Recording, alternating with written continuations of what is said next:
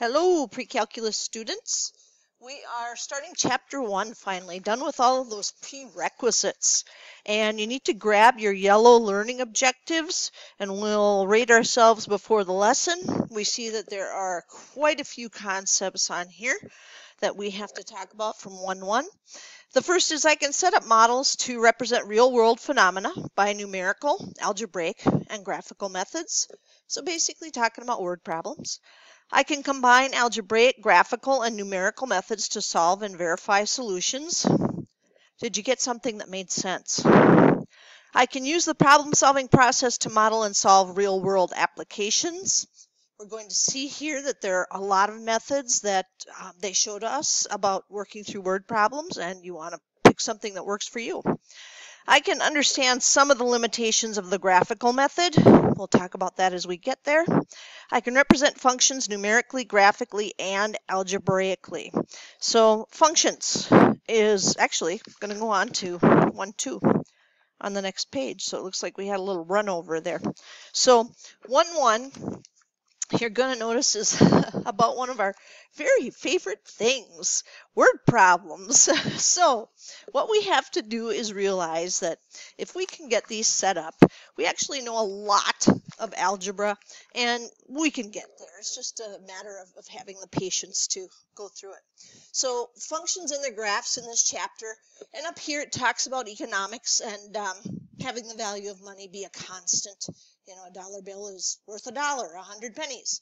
And it's a function of time. And like it says, since fortunes are made and lost by people attempting to predict the future value of money, much attention is paid to quantitative measures like the consumer price index, a basic measure of inflation in various sectors of the economy. And then later on, we talk about the consumer price index. This is the point where I always tell everybody, you know, we hear constantly on the news that the price of gas is basically developed from supply and demand. Actually, the price of gasoline comes from a group of people called speculators. And speculators basically try to foresee the future. They think about whether or not there are going to be wars in parts of the world that produce oil. They think about whether or not it's going to be summer in the United States where we will use a little bit more gas than we normally do because we're traveling. All of those things go into the speculator's idea of what will happen with the cost of gasoline. So it really comes from a market. Now, overview of chapter 1. Numerical, graphical, and algebraic modeling, problem-solving process, functions and their properties, the 12 basic functions. Huge concepts we're going to talk about there. Combinations and compositions of functions, inverses, graphical transformations of functions, creating functions from formulas, graphs, verbal descriptions, and data. And that's a lot.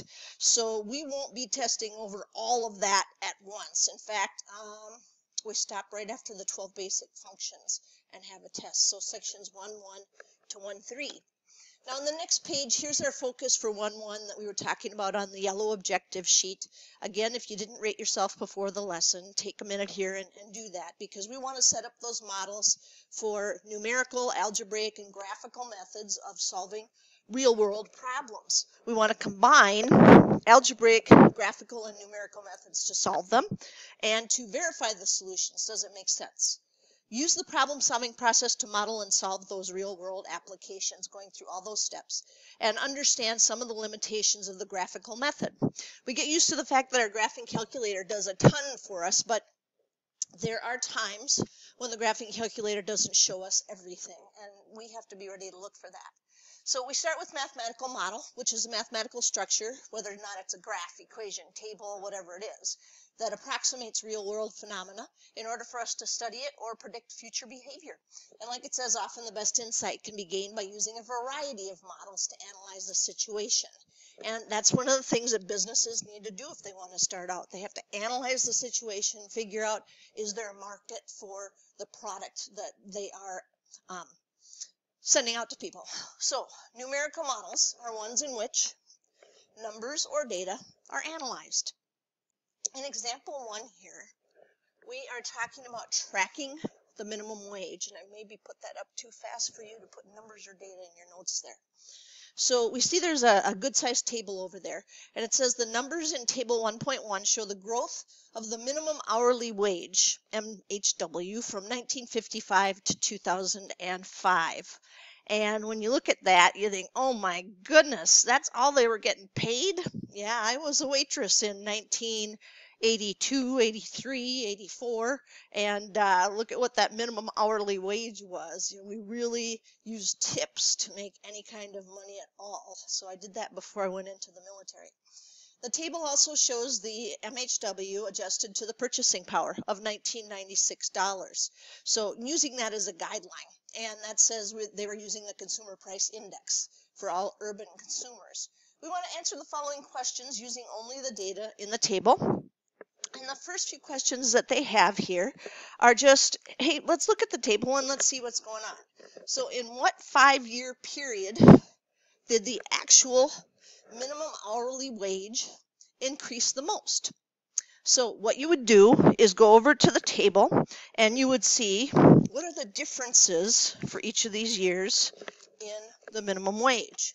So from 75 cents to $1, that was up 25 cents.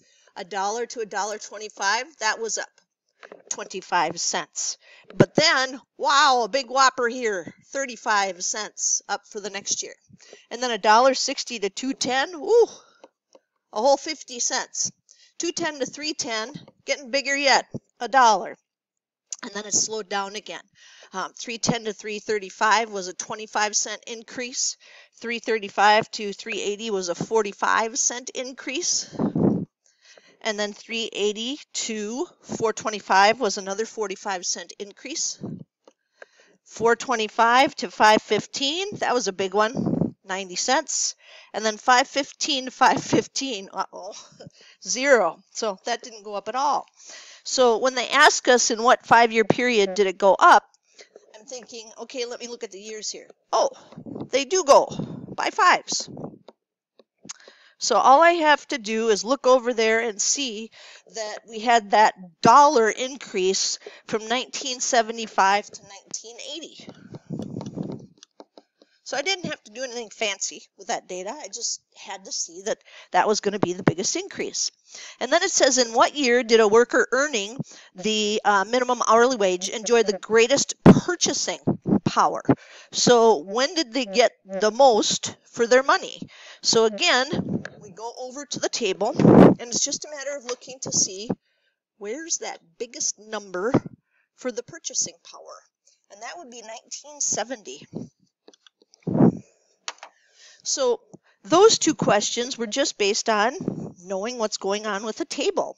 And then C says a worker on minimum wage in 1980, so I take a quick look and see that that was $3.10, was earning nearly twice as much as a worker on minimum wage in 1970, who was making $1.60 at the time. And yet, there was great pressure to raise the minimum wage again. Why? So let's take a look over here at 1980 and 1970.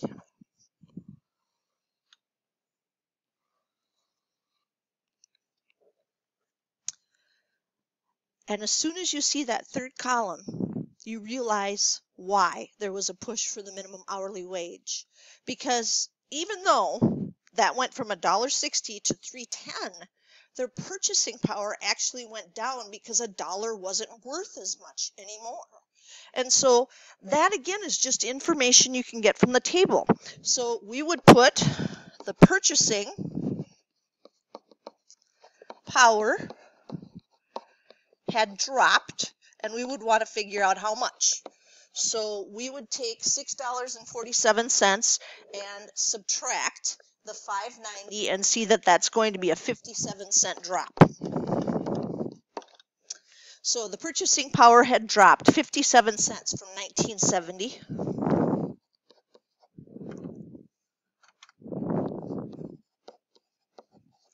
to 1980.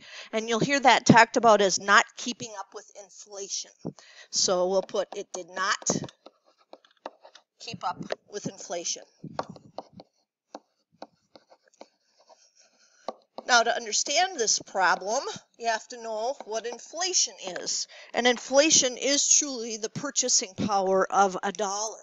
So when there's high inflation, even though you may be making a higher wage, you have to pay more money for the basics in life. And so it almost feels like you haven't made any push ahead whatsoever when you're making that money. Now, that one was just looking at tables, talking about what we see. Example 2 says analyzing prison populations. Table 1, 2, so this one over here, shows the growth in the number of prisoners incarcerated in state and federal prisons at year's end for selected years between 1980 and 2005. Now, this is a big deal.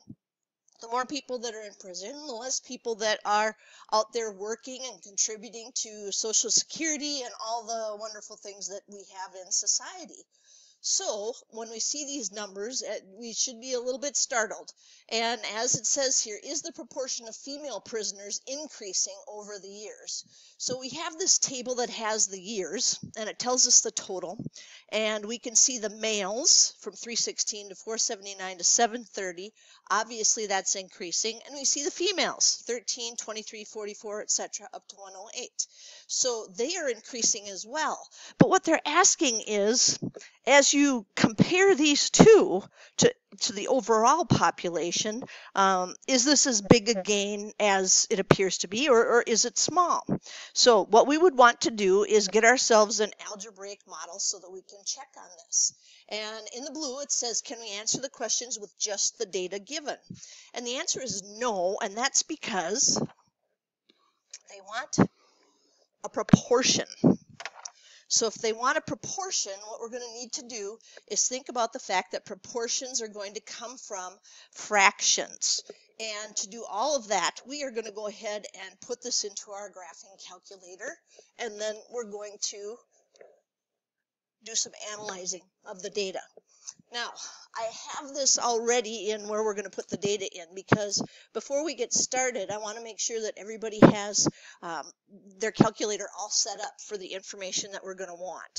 And the first thing I would do is I would hit second plus memory, and then I would go ahead and hit number 4, clear all lists. And then, as we start working with data and statistics here, we're going to want to have the calculator find some values for us that are really important. Now, it doesn't normally do those, especially as it comes out of the box, as the calculator comes out of the box.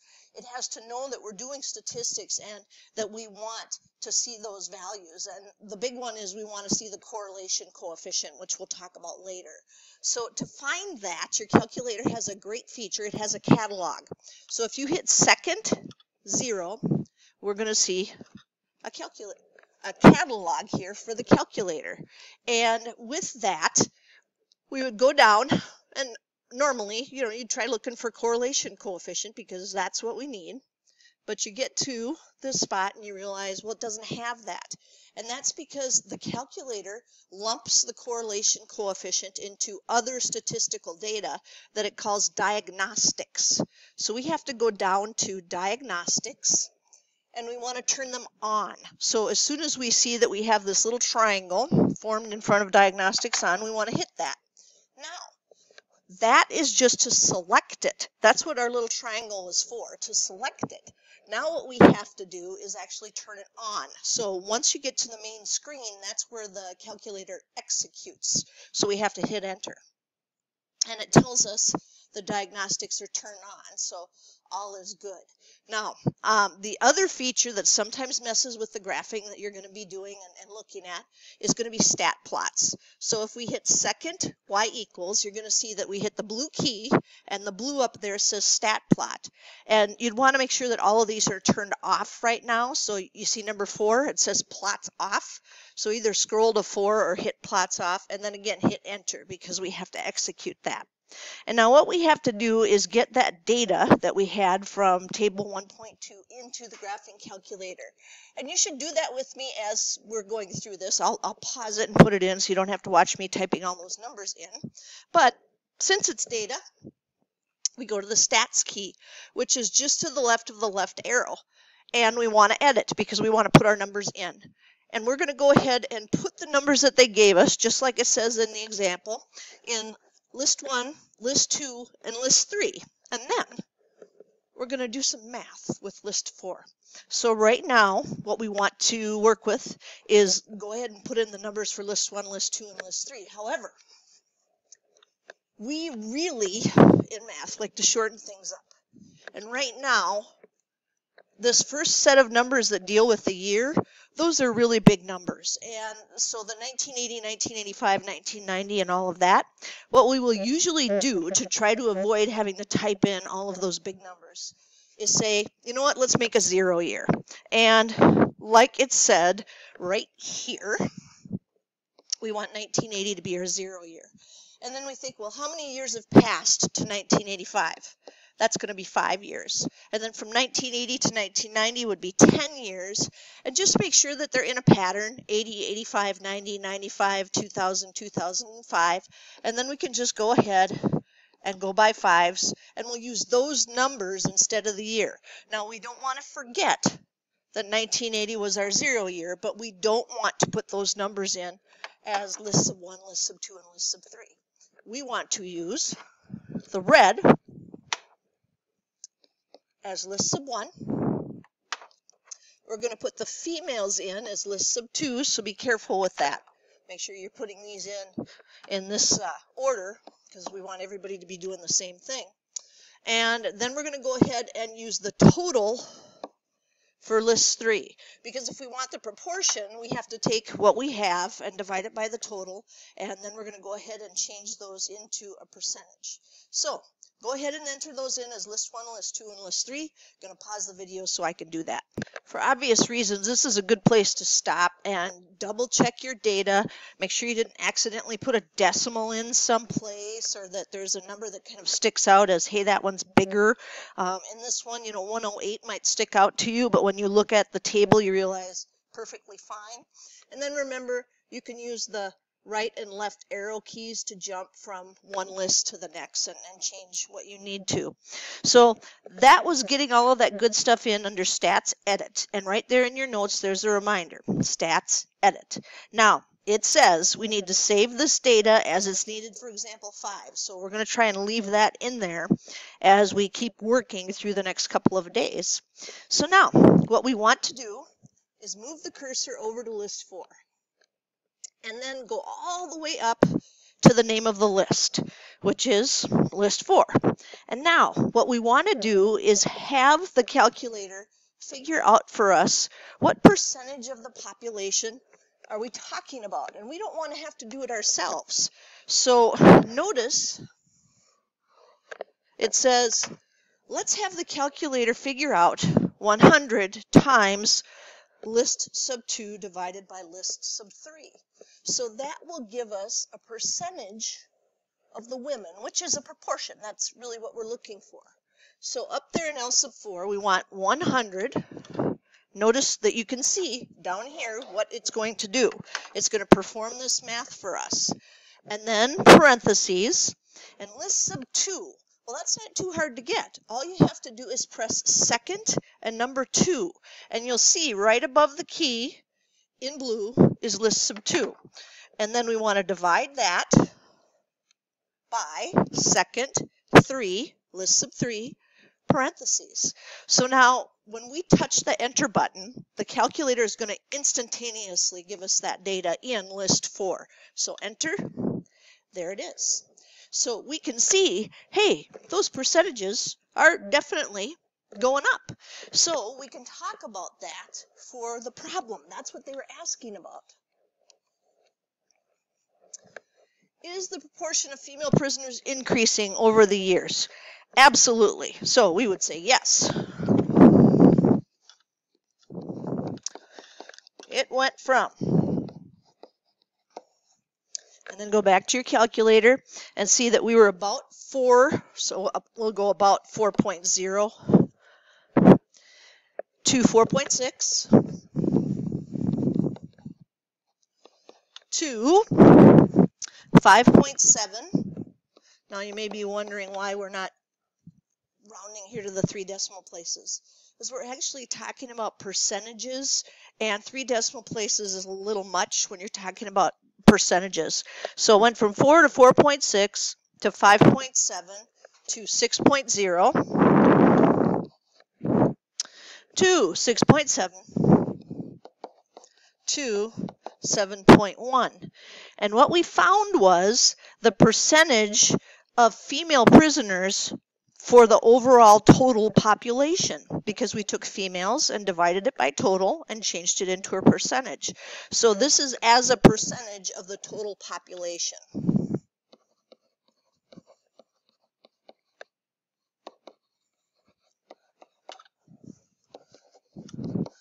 Now, why go through all of that?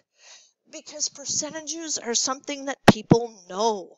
When they read about it, whether or not they're looking at something on the internet or they're looking at it in a newspaper, an article in a magazine, people know about percentages. They know that they go from 0 to 100%, and so percentages are a really good way to get information across to anybody.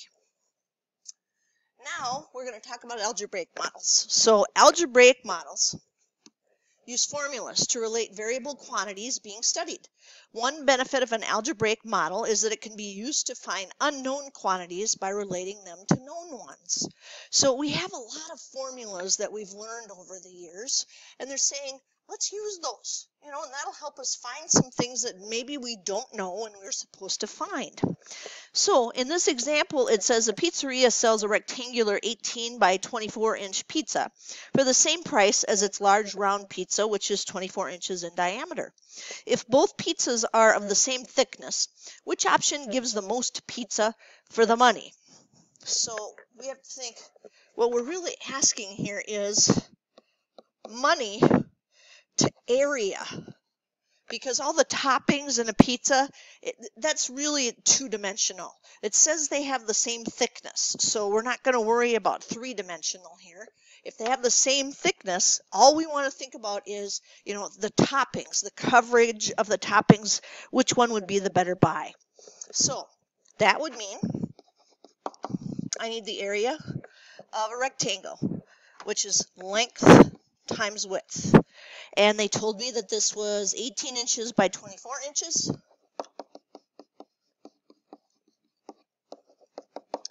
So the area of the square one is 432 square inches if you just take 18 times 24.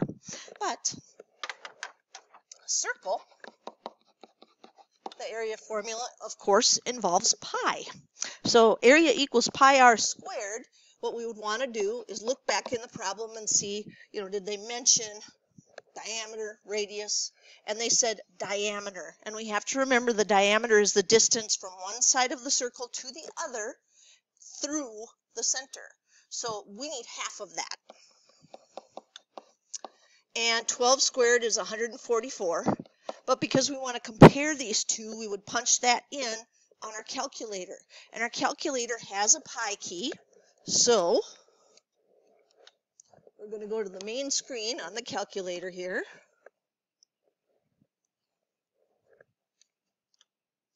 So I'm going to hit, oops, I'm going to put my pen down or nothing's going to happen here. Second, quit. So I'm back at the main screen. And then I need 144 pi. So 144 second caret symbol. There it is. So 452.389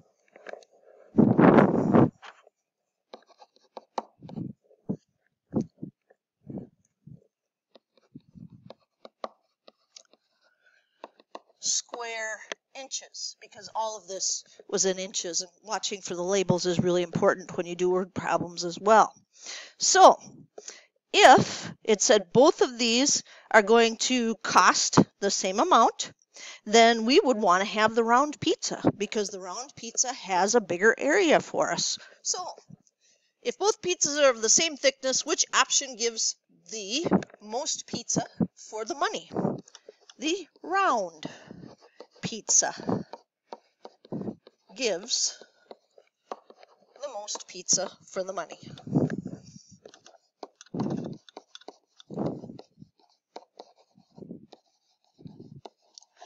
So 2 keys to this one. First of all, everything was in inches, which to compare them, we'd have to have it in the same units. And second, we're talking about the same thickness, so 3 dimensions would not be a good fix for this. If it's the same thickness, then we're taking that thickness out and just saying, let's compare the other 2 dimensions and see what they're doing for us. Now this next one is a really good problem because it talks about something that happens all the time. A department store is having a sale in which everything is discounted 25% off the marked price. The discount is taken at the sales counter, then a state tax of 6.5% and a local sales tax of 0.5% are added on. So in my head as we're going through this, I'm thinking 6.5% and 5%, that's really going to be a 7% sales tax, which in math we have to use as a decimal of 0.07. So that's our tax piece. One says the discount price D is related to the marked price M by the formula D equals Km, where K is a certain constant. What is K? Wow, that really makes this sound really difficult. Here's what we want for K. If we're not going to pay 25%, what are we going to pay? Well, if they take the 25% off, we're paying 75% of the cost. So this goes back to something you learned about in Algebra 2 called direct variation. To find the price before the tax, D will equal 0.75 M. So the marked price, 75% off, will give us the discounted price. Then number 2 says the actual sale price S is related to the discount price D by the formula S equals D plus TD. Oh, yep, there it is, taxes. And in the state of Minnesota, we don't pay taxes on clothing, but they didn't say, that we're just going to buy clothing. So we have to assume that there's going to be some tax involved. So T is the constant related to the total sales tax. What is T? I already talked about that above there. It's a 7% sales tax. And that will be 0.07. You'll find in Minnesota that all those tax rates, Hennepin County will always be the biggest. And that's because they're paying for stadiums and things down there, and so they tack that on with the city sales tax. So even though we have a state sales tax rate, certain counties will have additional pieces that they add on there, and cities too might add to the sales tax. Number 3 says, using the answers from step 1 and 2, you can find a constant P that relates S directly to M by the formula S equals PM. And what's P? Okay, well, we'll have to find that, because here's what I know so far. I know that I'm going to have to pay 75% of whatever that marked price was, but I'm also going to have to pay to do the tax business. So I'm going to have to pay 0.07 of that cost that I just paid. So 2 things are happening here. I'm paying for the merchandise at a discounted rate, plus I'm paying for the tax on that exact same merchandise. And that's why they want us to put this together. So let's just say we're going to do a lot of shopping in the store. We want to figure out, very easily, how could I bring just a little pocket puppy calculator and know how much I'm going to have to pay. So we would multiply 0.07 and 0.07 or 0.75. Too many zeros in my head right now. And that would give us 0.0525. And we do absolutely go to the 4 decimal places on that, because that's what's going to happen when you pay your taxes. And then we would go ahead and add those 2 M's together, because they're like terms, and get 0.8025. There it is. Now, next piece says, obviously, you're not going to be in the store all day because you only have $30, and you want to know, can you afford a shirt that's been marked at $36.99? Well, that's where this comes in, so very, very handy, because that takes care not only of the cost, but also the sales tax. So 0.8025 times $30 is what we would want to find. That comes out to $29.68. So to answer the question, you had $30. Yeah, you could afford that one. $29.68. You have $30. You'll have a little bit of change. Now, number 5 says, if you have a credit card, but you're determined to spend no more than $100, what is the maximum total value of your marked purchases before you present them at the sales counter? Yeah, this is where, I've got this much money. This is what I want to spend. These days will come when you're in college. This is a big deal. I love this place. I get my clothes here all the time. So we want to know, if we have $100, how does that help us figure out what we could use on those tags as a guide for, okay, now I've got $50 worth, I've got $55 worth of clothes, am I going to be able to afford this? So 0.8025 takes care of both the cost of the merchandise and the sales tax. And then what we want to do is solve for M, so that we can kind of keep track of, what do the tags say. So we're going to divide both sides by 0.8025. And that will tell us what our cutoff would be. And in dollars and cents, that's $124.61. So if we have exactly $100, but our purchases, we look at those ticket prices and it says it's $125, we better hope we have some coins in the bottom of our purse or the bottom of our pocket, because we're going to have to put something back if that's not the case. So this is a good way, if you know somebody's having a huge sale and it's going to be a really big deal, that you want to realize how much money I have, where's my cutoff when I look at all these tags. The ability to generate numbers from formulas, yeah, another part of our objective. We're supposed to figure out so much about how we're doing all of this, and it had to do with numerically, algebraically, graphically, numerical methods, all of that stuff. So we want to generate those. It's far more useful as a predictor of behavior than a numerical model. Indeed, one optimistic goal of scientists and mathematicians when modeling phenomena is to fit an algebraic model to numerical data, and then sometimes go even further, even more optimistically, analyze why it works. So does it work? Are we just fishing? Are we just hopeful that we're going to find a model? Not all models can be used to make accurate predictions. Absolutely. For example, nobody has ever devised a successful formula for predicting the ups and downs of the stock market as a function of time. Although that does not stop investors from trying. Absolutely. People make their living on this, trying to figure out what's going to happen with the stock market. But then something crazy happens, and it's all topsy-turvy. COVID did that to the market too. If numerical data do behave reasonably enough to suggest that an algebraic model might be found, it's often helpful to look at a picture first. That brings us to graphical models. Absolutely. So still looking at a part of our objective there, thinking about the graphical models, and we absolutely, in math, in statistics, want to take a look at the data. See if it looks like they could best be fit by a line. Could they best be fit by a curve? What do we know and have we seen in algebra before that would be very closely related to the data? A graphical model is a visual representation of a numerical or algebraic model. This type of model can give insight into the relationship between variable quantities. And often it's a big help for the boss. If you can get a visual representation so that you can show the boss, this is my model, look how closely it fits the data on whatever it may be, the costs, the expenses, maybe it's the income that the plant is making, but all of those things are going to be really important, and they want to have the best predictions possible. So, on to example 4. Visualizing Galileo's gravity experiments.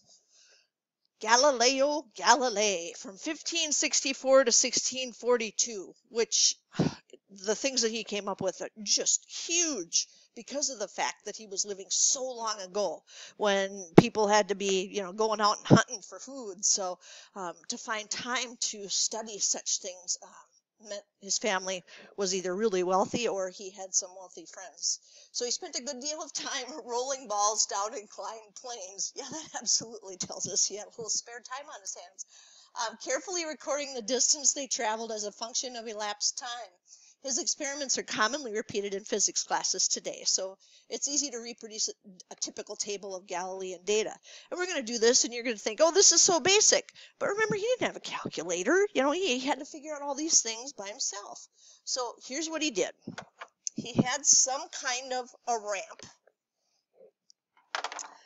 and he took a ball, and he rolled it down the ramp.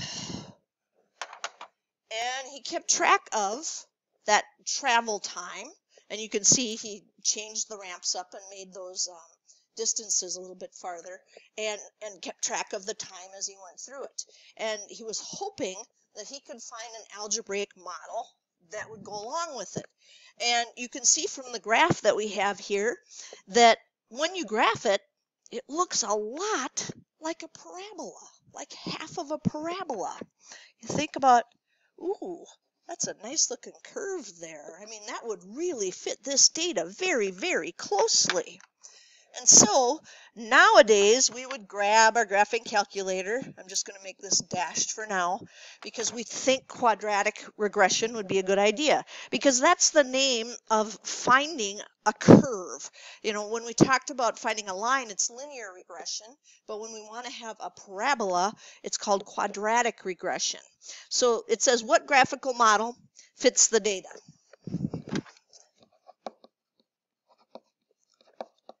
A parabola, which is a quadratic. That would be what we want to try. And then it says, can you find an algebraic model that fits?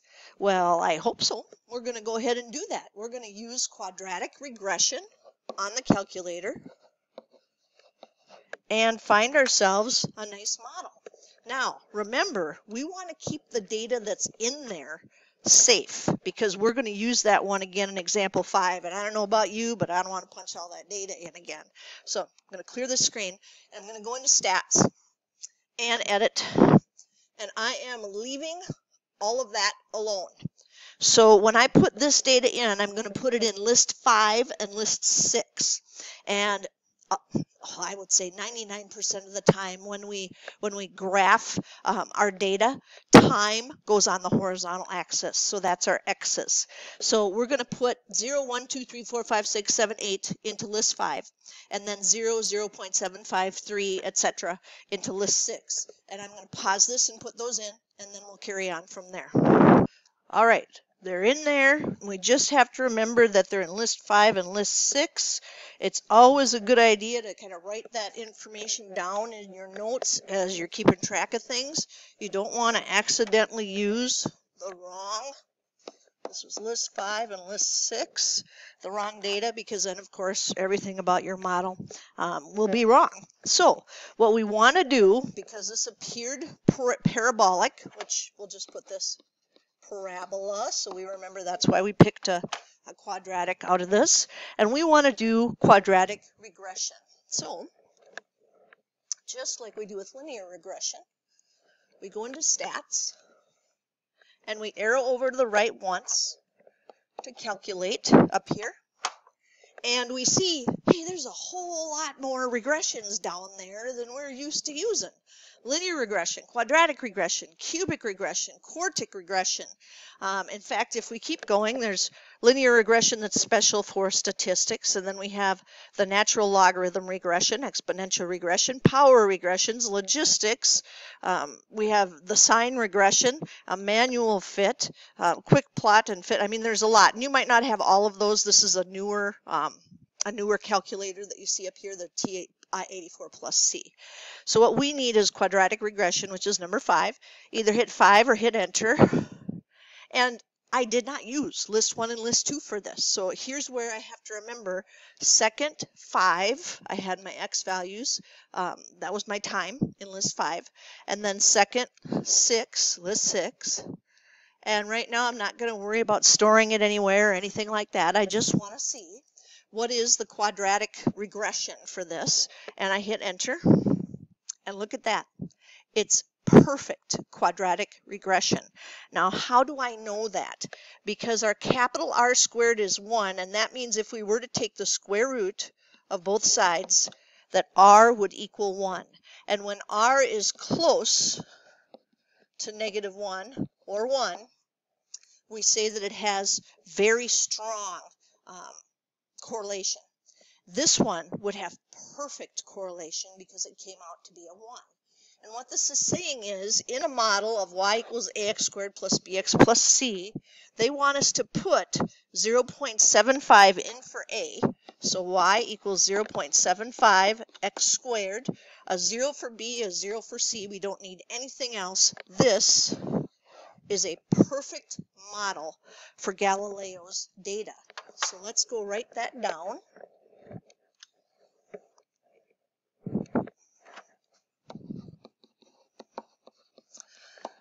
And now I'm just looking around a bit to see, did it say that we wanted to have this as a function? Because if we want it to be a function, then we're not going to use y, we're going to use function notation. And it said, spent a good deal of time rolling those balls, recording the distances as a function of elapsed time. So a quick f of x or g of x for Galileo. And we have made this a function. So again, that's one of those things that we have to pay attention to as we're going through the problem. What kind of model can we use here? Does it need to be a function? And it did. So what graphical model fits the data? Well, it's quadratic. It's parabolic. And then can you find an algebraic model that fits? We absolutely did. A perfect 0.75 x squared.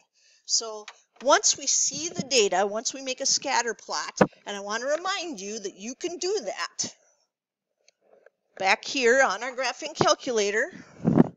We need to see the data first to think about what kind of regression we have. That would be second y equals, we'd turn on, like this one, number 1, when Blinky's on the top of on, and then I'm going to put that scatter plot, but I'm going to remember that this was list 5 and list 6. And then I go into the window and I change my x and y values to match what we had here. And Galileo's time, which was list 5, went from 0 to 8. So maybe I'll go from -2 to 10 by 1s. And then the y's were from 0 to 48, so maybe -2 to 50. And then we hit graph and we see exactly the same thing. Now, if I wanted to see how my quadratic fits, I mean, I already know it was perfect. There's really a fast and easy way to do that, and that would be stats, calculate, number 5, quadratic regression. This time when I get down to store, what I want the calculator to do is to put that into y sub 1 for me. And that is from this button called variables, V-A-R-S, just to the left of the clear key right there. And then I want y variables, so I have to go over 1 with my right arrow. And then I do want to graph a function, so I'm going to hit number 1. And look at that. I can choose which one I want it to go into. I'm just going to do y sub 1. So number 1, enter. Now, here's the cool part, although this wouldn't have been a horrible one to punch in ourselves. If we hit y equals, it stored that perfectly for us. And now when we hit graph, not only do we get to see the original points, but we see, yeah, that was a perfect fit for that parabola. That went perfectly through those points.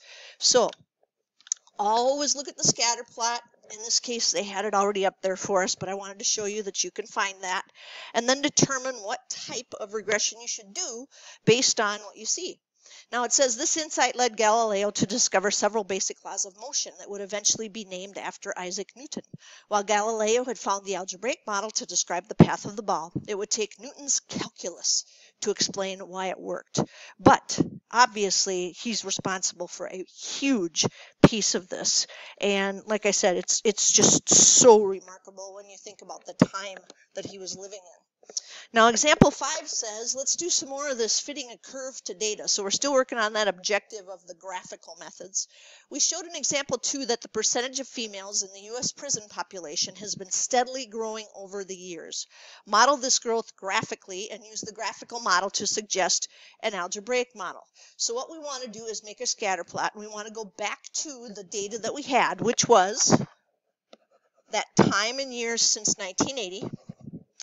And that percentage, that proportion of the female prison population. So we saved all of that from example 2 so that we wouldn't be messing with this. Now, what we have to do is think what would be some good values for our x's and for our y's in this one. And as I go back to the 2 lists, it would be a good idea for our list 1, we had the years there. Maybe if we just look at the first 50 years. So maybe -5 to 50.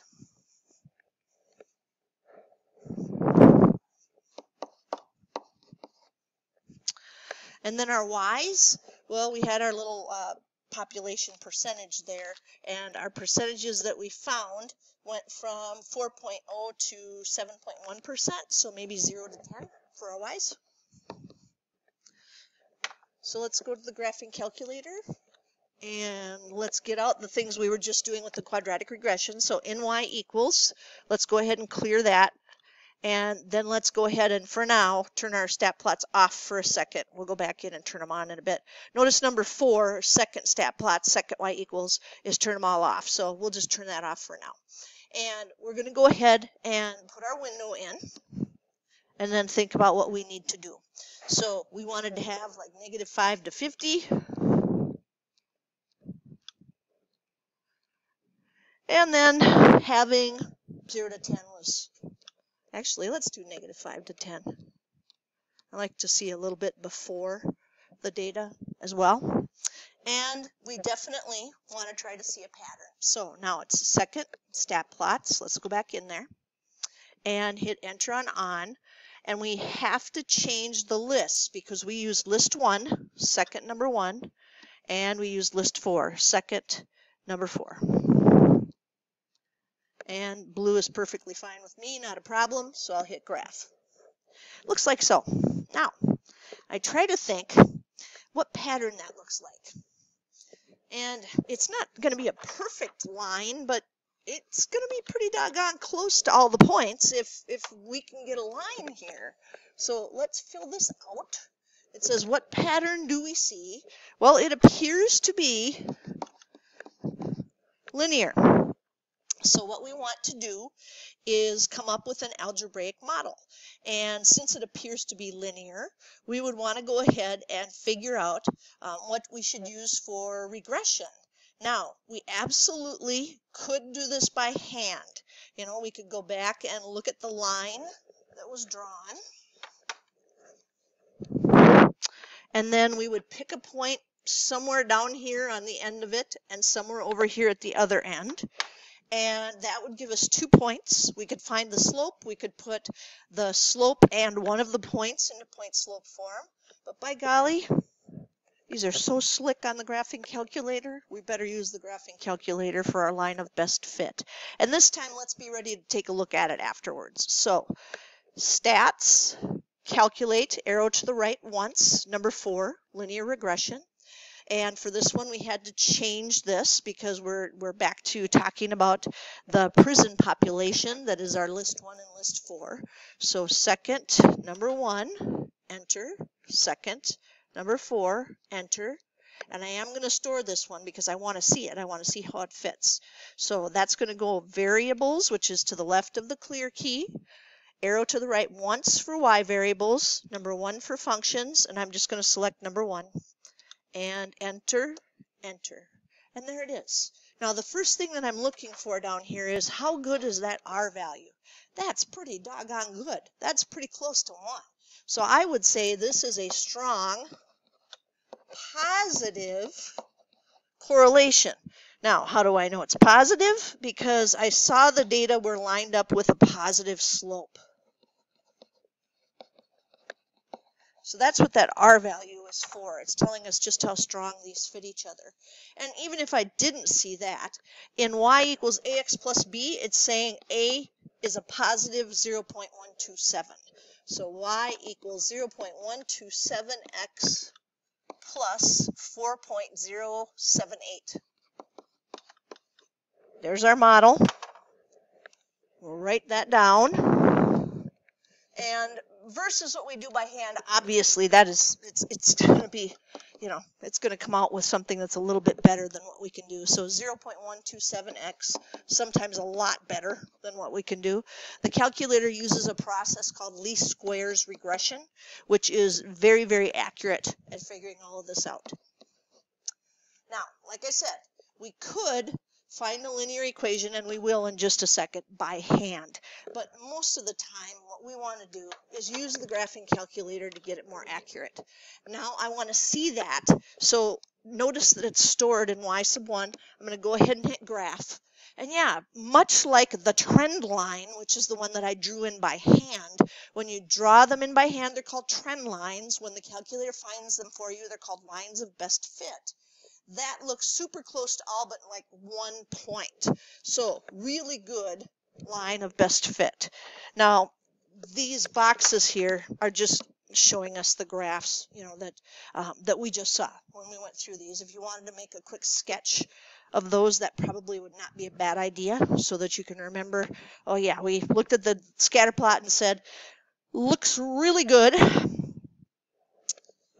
looks almost perfectly linear, and then we made a line to fit that. Now, we have our 2 points, and we want to do this by hand.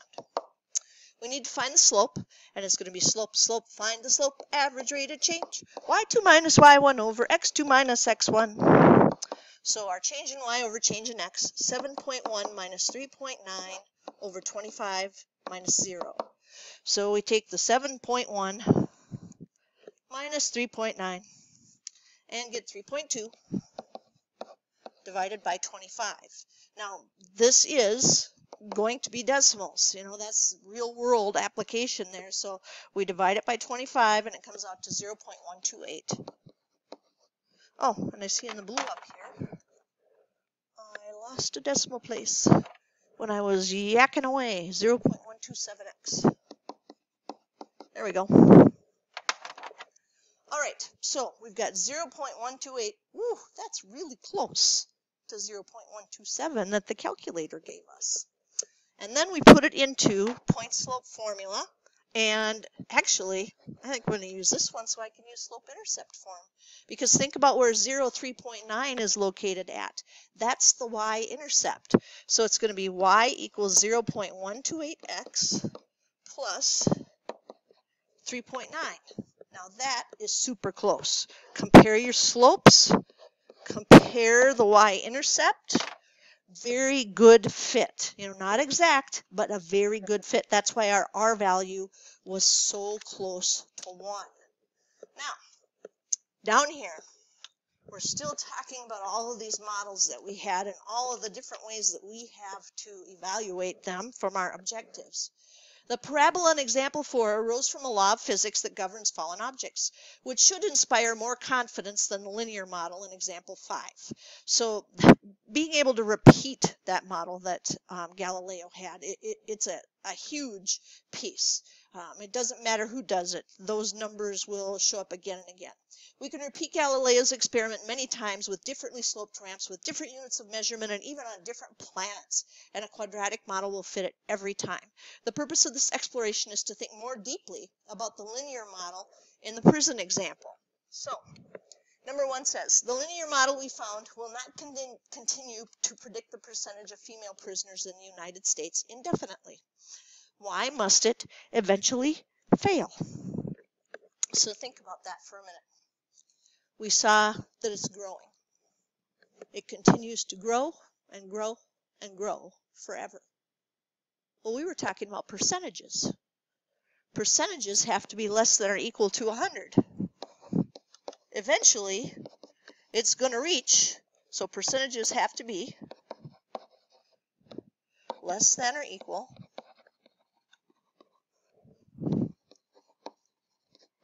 to 100%. We could probably just put 100 since we're already talking about that as a percentage. So eventually it's going to fail. It was growing and it was continuing to grow. So eventually it's going to be at over 100% and it's not going to work anymore. Now it's probably going to fail well before that because there are more people convicted of crimes when there's a recession or a depression. And so eventually one of those things would happen and we would find that the prison population is increasing. Whether or not it's a male or female, it's going to be increasing. Now 2 says, do you think that our linear model will give an accurate estimate of the percentage of female prisoners in the United States in 2009? Why or why not?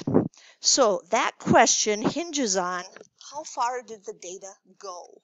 How close was the data to 2009? So I want you to flip back to the data about the female prisoners. And you see that the last entry there was for the year 2005. And they're asking us about 2009. So we would say, yes, it is close to the model data.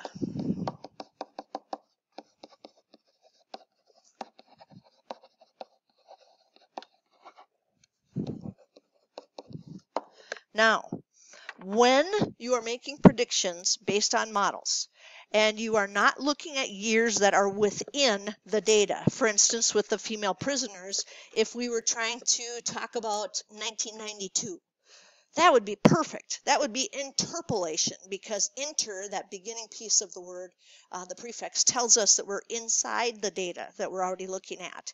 But if we're trying to find out about 2025, that's called extrapolation. And extrapolation is dangerous. So extrapolation, spelled like so, extrapolation is what it looks like. Extrapolation is when you are using severely old, outdated data to figure out what's going to happen in the future or the present. And that's dangerous because there are just too many things that can happen. It's real world and things happen all the time. You know, they probably were not expecting the Spanish flu when that hit in 1918. We were definitely not expecting COVID. There are recessions, there are depressions, there are wars, there are all kinds of things that can change models. So you have to be careful. You don't want to try to make predictions that are too far outside of the data timeline that you already have. So this is a good place for us to stop for day 1, right here. And we've used the graphing calculator a lot, but we've also used our noggins quite a bit.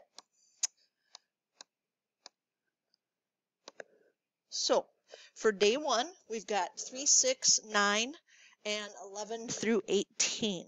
So go ahead and do those, and hopefully you're starting to feel a little bit better about your abilities with word problems.